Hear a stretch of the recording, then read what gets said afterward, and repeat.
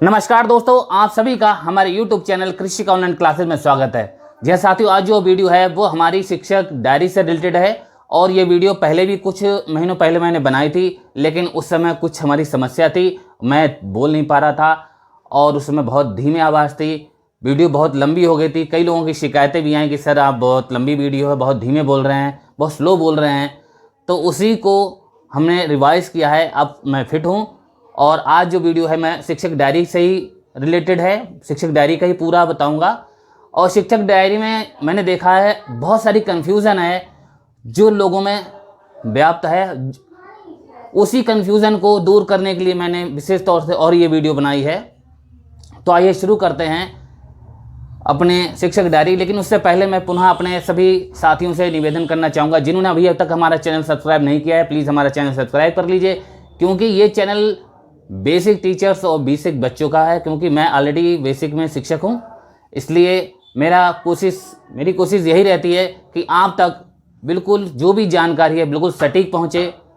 और मेरी सारे वीडियो अंदाजे पे नहीं चलते हैं, पूरे तथ्यात्मक अध्ययन करने के बाद ही मैं अपनी ये वीडियो बना रहा हूँ। तो आइए शुरू करते हैं शिक्षक डायरी।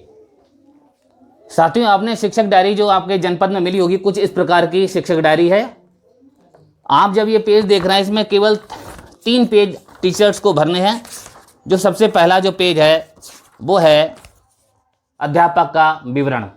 जी हाँ, आप इसे विवरण आसानी से भर ही लेंगे, इसमें कोई दिक्कत नहीं है।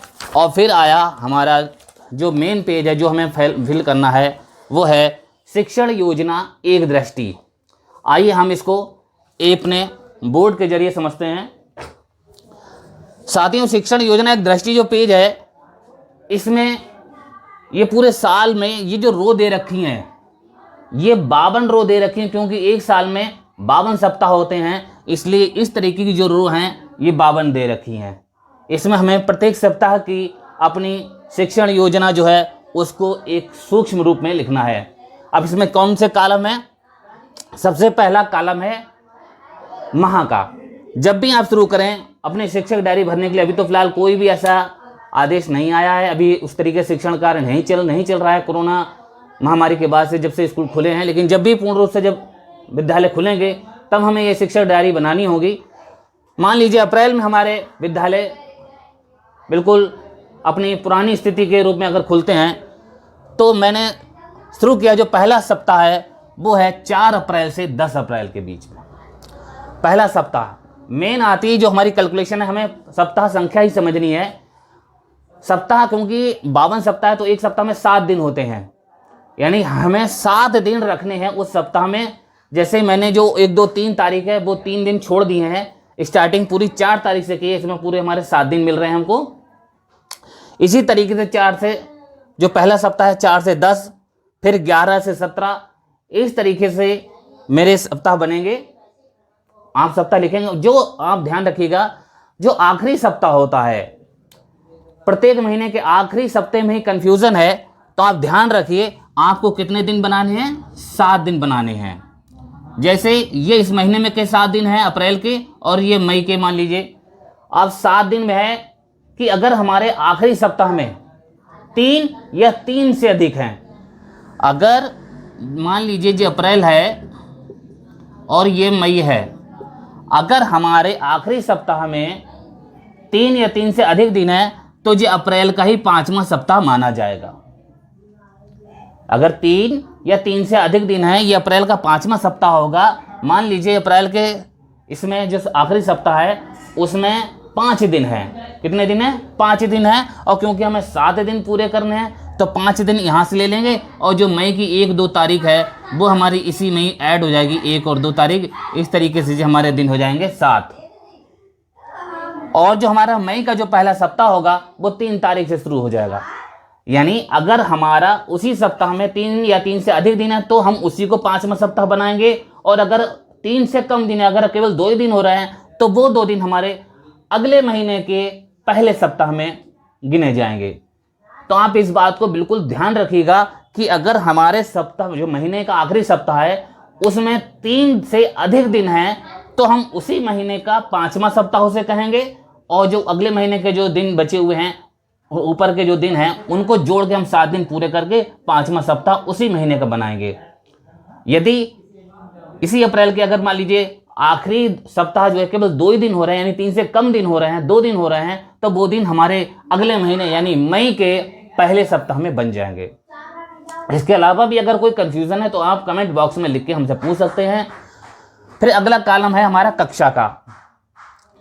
जी सर, मैं जो है कक्षा 4 में कलरव और हमारा परिवेश पढ़ाता हूँ, 5 में भी कलरव और हमारा परिवेश। इस तरीके से हमारे पास 2 क्लास हैं और हमारे पास विषय हो गया 4। तो मैंने देखिए लिखा है कक्षा 4 में, और विषय क्या है हमारा कलरव। तो कक्षा हो गई 4, विषय हो गया कलरव, और पाठ संख्या व नाम।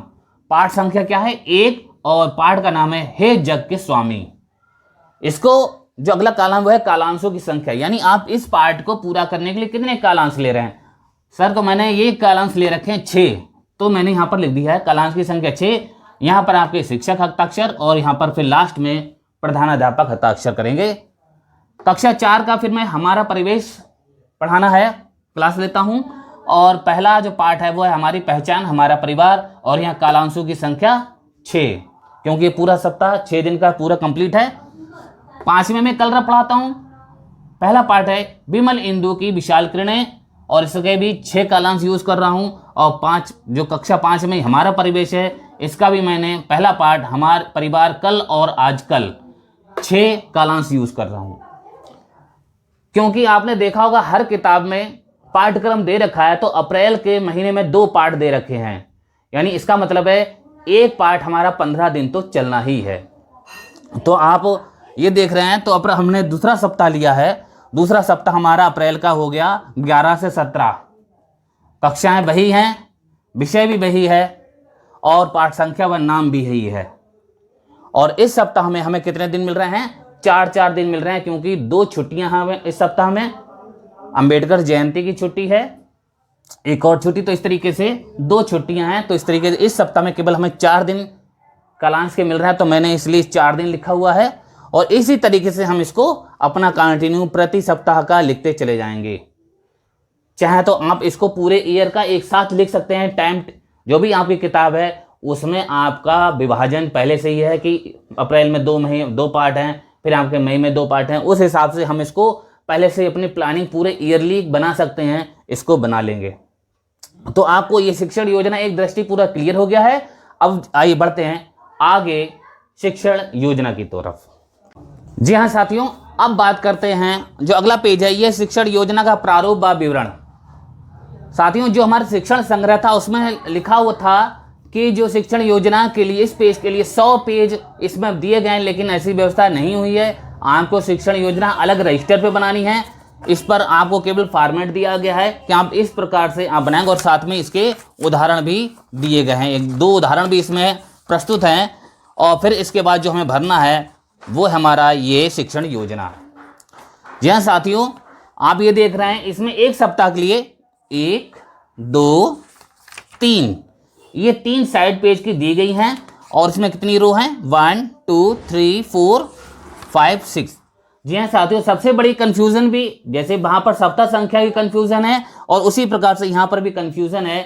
इन का रो जो हैं, इनके लोग इसको ये 6 रो जो दे रखी एक सप्ताह के लिए 6 दिन समझ रहे हैं, बल्कि ये बिल्कुल भी गलत है। आप ऐसा बिल्कुल भी ना करें, क्योंकि जो एक रो है, ये रो दी गई है हमारी केवल एक कक्षा एक विषय के लिए। एक रो जो है एक कक्षा एक विषय। मान लीजिए जैसा मैंने बताया, मैं 2 कक्षाएं हैं हमारे पास, 4 और 5, और उसके 4 विषय हैं, कलरव और हमारा परिवेश, 5 में भी कलरव हमारा परिवेश। तो मैंने क्योंकि आप खुद सोचिए, अगर आपका ये एक दिन को आप लेते हैं, अगर आप एक दिन में 3 पीरियड लेते हैं भाई, आप 3 क्लास में जाते हैं, क्या 3 पीरियड का आप यहाँ लिख पाएंगे? कि यहाँ पर आपको गृह कार्य 3 का लिख पाएंगे? कि आप कितना क्या करेंगे छोटा छोटा? आपकी इतनी गिचर पिचर करने के लिए ये नहीं बनाएगी शिक्षक डायरी की, पता चला इसमें लीप अप होती है आप कर रहे हैं। इसलिए ये जो है ध्यान रखिएगा, ये एक रो जो है हमारी एक कक्षा और एक विषय के लिए। तो मैंने अब इस पर बात करते हैं। आप देखिए इसमें जो कॉलम दे रखे हैं, सबसे पहला कॉलम क्या है, कक्षा का। देखिए मैंने कक्षा 4 लिख रखी है, कक्षा 4 है मेरे पास, विषय है कलरव, यहाँ पर हमें जो तीसरा कॉलम है वो है लर्निंग आउटकम बाद चयनित पाठ का नाम। तो मैंने जो लर्निंग आउटकम लिया कि बच्चे प्रार्थना को अर्थ सहित समझा लेते हैं, ये हमारा लर्निंग आउटकम है। और ये पार्ट 1 है, हे जग के स्वामी। फिर अब बात करते हैं जो हमारा ये चौथा कॉलम है, इसमें हमें लिखना है कि गतिविधियों का संक्षिप्त विवरण, कि आप क्या गतिविधि यूज कर रहे हैं, कालांश कितने यूज कर रहे हैं, क्या गृह कार्य दे रहे हैं, वो आपको इसमें लिखना है। जैसे मैंने जो गतिविधि है कि वो प्रार्थना जो मैं कहाँ कराऊंगा, प्रार्थना स्थल पर, जहाँ हमारी दिन प्रतिदिन की प्रार्थना होती है, उस प्रार्थना स्थल पर जाके स्वस्वर वाचन कराया। कालांश 6 यूज किए हैं। जो इस सप्ताह के जो होमवर्क हैं, गृह कार्य हैं, जैसे सभी बच्चे कविता, किसी दिन कविता लिखेंगे, किसी दिन शब्दार्थ लिखेंगे। उसी में एक एक्सरसाइज है, पंक्ति कक्ष है, जो कविता की पंक्तियां हैं वो अलग क्रम में हैं, आपको उसके व्यवस्थित करना है।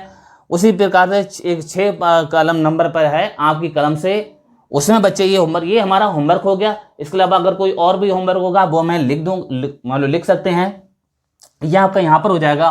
और फिर आता है यहाँ पर स्व आकलन। टीचर का क्या स्व आकलन है कि जो आपने शिक्षण योजना दी उसमें क्या कमी रह गई, और या अगर आगे आप अब क्या करना चाहेंगे। तो मैंने जैसे देखा कि बच्चे अभी इस एक सप्ताह हो गया, मैंने देखा कि इस सप्ताह में बच्चे अभी पूरा भाव स्पष्ट करना नहीं जान पा रहे हैं। तो मैंने यहाँ पर आकलन किया और यहाँ पर लिखा कि बच्चों को कविता के भाव स्पष्ट करना सिखाना है। जी हाँ, अब मैं ये कार्य अगले सप्ताह के लिए तैयार रहूँगा कि अब मुझे अगले सप्ताह में बच्चों को भाव स्पष्ट करना सिखाना है। तो इस प्रकार से जो हमारी ये एक रो है, एक कक्षा एक विषय, आप इसको फिर से याद कर लीजिए, ये एक कक्षा एक विषय है, ना कि एक दिन। ठीक है।